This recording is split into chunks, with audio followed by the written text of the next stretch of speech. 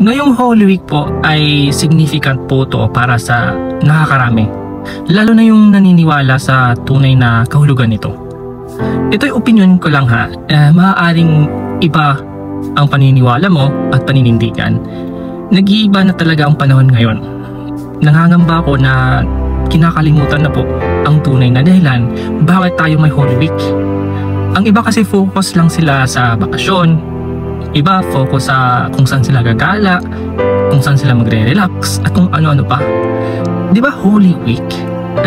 Ito'y significant po, especially for us Christians or for us na naniniwala sa Panginoon, kay Jesus Christ. Ito'y marka ng final week ng pagkabuhay ng ating Panginoong Hesus Kristo dito sa mundo. Before yan sa kanyang crucifixion at resurrection.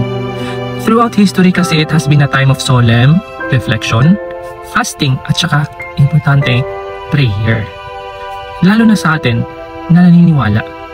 Hindi lang yan sa atin sa Pilipinas kundi sa buong mundo.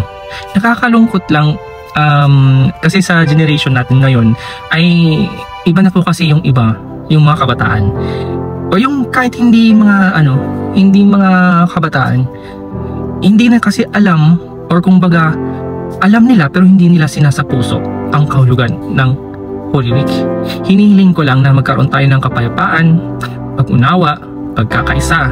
Huwag tayong manloko ng kapwa. Magtulungan po tayo at magpatawad. Magkaroon tayo ng relasyon sa taas. Kasi iba po kasi ang may relasyon kung compare sa kilala mo lang siya.